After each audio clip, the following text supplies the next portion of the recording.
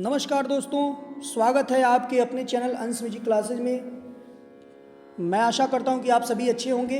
दोस्तों, ज़्यादा से ज़्यादा इस चैनल को आप शेयर करिए अपने जानने वालों में। जो भी बी म्यूज, एम म्यूज या TGT, PGT, NBS, KBS, BPSC किसी भी तरह की तैयारी कर रहे हैं उनमें शेयर करिए, काफ़ी लाभप्रद होगा आपके लिए दोस्तों।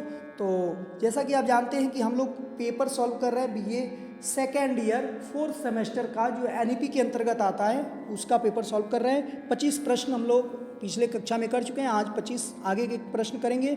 और तो विलंब ना करते हुए प्रश्न को शुरू करते हैं। और लास्ट क्वेश्चन था पिछला, जनक राग कौन है? तोड़ी, मुल्तानी, बसंत, परज। तो इसका राइट आंसर था 1। और आज का पहला प्रश्न आपकी स्क्रीन पर ये रहा। पखावज का प्रयोग होता है ध्रुपद, ख्याल, ठुमरी, तराना किसमें? तो अभी बताया था मैंने, ध्रुपद।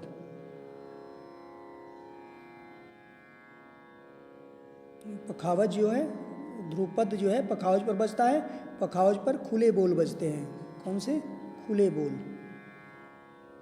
स्वरों की कौन सी एक जोड़ी अचल है? कौन सी जोड़ी क्या है? अचल है। साम, रेधा, गनी, साप। कौन सा है? अचल। स्वर दो तरह के होते हैं, एक चल स्वर होता है और दूसरा अचल स्वर होता है, ठीक ना। चल स्वर वो होता है जो अपने स्थान को परिवर्तित करे, जैसे रे, ग, ध, नी और म, ठीक है। और अचल स्वर वो होते हैं जो अपने स्थान को परिवर्तित ना करें, जैसे सा और प। तो इसका राइट आंसर सा प होगा, चौथा। थाट के लिए कितने स्वरों की आवश्यकता होती है? 5, 6, 7, 8। थाट, एक थाट को बनने के लिए कितने स्वरों की आवश्यकता पड़ती है? तो राइट आंसर इसका जो होगा वो 7 होगा। थाट के लिए 7 स्वरों का, यानी कि थाट जब भी होगा तो हमेशा संपूर्ण स्वरों का होगा। थाट में केवल आरोह का होना जरूरी है, अवरोह का होना आवश्यक नहीं है, क्योंकि थाट हमेशा संपूर्ण होता है। 7 स्वर का प्रयोग होता है, उसमें केवल स्वरों का प्रयोग से हम जान जाते हैं कि ये कौन सा थाट है, कैसा थाट है, ठीक है। तो इसमें केवल आरोह का होना जरूरी है, क्योंकि थाट संपूर्ण का होता है। तो इसका राइट आंसर जो था वो 3। धमार गायन शैली संबद्ध है नृत्य से, शास्त्रीय गायन से, वाद्य से, लोक संगीत से? किससे है? धमार गायन शैली किससे संबंधित है? तो शास्त्रीय गायन से, ऑप्शन नंबर 2। तीव्र विकृत स्वरों की संख्या है 2, 3, 1, 4। लास्ट क्लास में मैंने बताया था कितना है? 1। मैंने बताया था ना कि विकृत स्वर 2 तरह के होते हैं, कोमल विकृत और तीव्र विकृत। कोमल विकृत रेगा धनी, तीव्र विकृत माँ, ठीक है। ये तीव्र का चिन्ह है, किसी भी स्वर के ऊपर लगा है तो ये समझिए तीव्र का है, और किसी पे भी नहीं लगेगा, केवल माँ पे लगेगा ये। छोटे ख्याल का ताल है सुल ताल, 4 ताल, धमार, 3 ताल। तो 31 का जो है राइट आंसर होगा 4, 3 ताल। धमार ताल, धमार गायन शैली, सुल ताल, ध्रुपद, 4 ताल, ध्रुपद। संगीत सम्मिश्रण कहलाता है किसका? गायन वादन नृत्य का, गायन वादन नाट्य का, आंगिक वाचिक सात्विक का? इनमें से कोई नहीं। तो गायन वादन नृत्य, गीतम वादम नृत्यम त्रयम संगीत मुच्यते। सप्तक में स्वर होते हैं कितने? 5, 7, 6, 8। सॉरी, सप्तक में कितने स्वर होते हैं? 5 होते हैं, 7 होते हैं, 6 होते हैं, 8 होते हैं? कितने होते हैं बताइए? तो सप्तक में नाम से ही क्लियर है, सप्तक यानी कि 7 स्वर का प्रयोग जहाँ होता है उसको क्या बोलते हैं? यहाँ क्या होगा? 7 स्वरों का जो प्रयोग होता है उसको सप्तक बोलते हैं। 8 स्वरों के प्रयोग को क्या बोलते हैं? अष्टक बोलते हैं, ठीक है। इसी को वेस्टर्न में ऑक्टेव बोलते हैं, ठीक है, ऑक्टेव।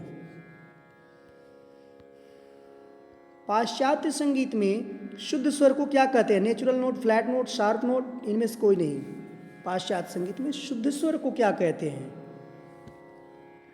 ठीक है, तो शुद्ध स्वर को क्या कहते हैं? ऑप्शन नंबर 1 नेचुरल नोट कहते हैं। क्या कहते हैं? Natural note. फ्लैट नोट किसको कहते हैं? तो कोमल को, ठीक है, कोमल को फ्लैट कहते हैं। और शार्प मतलब यानी कि तीव्र को, तीव्र को क्या कहते हैं? शार्प कहते हैं। और शार्प नोट, कोमल को फ्लैट नोट, और शुद्ध स्वर जो होते हैं उनको नेचुरल नोट कहते हैं। सम का चिन्ह है, सम का चिन्ह है कौन सा? पहला, तीसरा, दूसरा, चौथा? तो सम का चिन्ह जो है वो ऑप्शन नंबर 3, ये उत्तर भारतीय संगीत में सम का चिन्ह होता है, ठीक है, जो पहली मात्रे पे, हर एक ताल के पहली मात्रे पर आता है, ठीक। ये खाली का चिन्ह है, जीरो से खाली को दर्शाते हैं, इसे खाली से। और ये जो प्लस देख रहे हैं, ये पलुष्कर पद्धति में भी खाली का चिन्ह है, खाली को दर्शाते हैं प्लस से। ताल में आवर्तन मात्राओं का एक चक्र होता है, ठीक है। ताल में एक आवर्तन जो होता है वो मात्राओं का एक चक्र होता है। कितनी मात्राओं का? तो संपूर्ण 2 4 3, कितनी मात्राओं का संपूर्ण जो है एक चक्र होता है एक ताल में, एक आवर्तन में कितनी मात्राओं का होता है? तो इसका पहला होगा संपूर्ण। ताल में आवर्तन संपूर्ण मात्राओं का एक चक्र होता है। ये नहीं कि 2 4 मात्रा ले लिया, एक वो जो है आवर्तन कर लिया, संभव नहीं है। संपूर्ण मात्राओं का एक चक्र होता है ताल में। कौन सा ताल विभिन्न मात्राओं से निर्मित विभागों से बना है? एक ताल, धमार, दादरा, 4 ताल। कौन सा ताल विभिन्न मात्राओं से निर्मित विभागों से बना है? तो धमार। 5 2 3 4, ठीक है। कौन सा ताल विभिन्न मात्राओं से? तो इसको मिश्रपदी भी कहते हैं, मिश्रपदी ताल है ये, ठीक है। मिश्रपदी ताल के अंतर्गत आता है धमार। आश्रय राग कौन सा है? बिहाग, तोड़ी, बसंत, बहार। आश्रय राग कौन सा है? तो तोड़ी। संगीत के क्षेत्र में इसमें से भारत रत्न कौन है? 39। संगीत के क्षेत्र में इसमें से भारत रत्न कौन है? मन्ना डे, आशा भोसले, मोहम्मद रफ़ी, भीमसेन जोशी। हम लोग बीए सेकेंड सेमेस्टर का जब पेपर सॉल्व कर रहे थे तो उसमें आए थे भीमसेन जोशी जी, इनके बारे में जिक्र हुआ था। 2009 में इनको भारत रत्न प्राप्त हुआ था। कौन सा स्वर अचल है? रे, ग, म, प। देख चुके हैं हम लोग। चौथा होगा पंचम।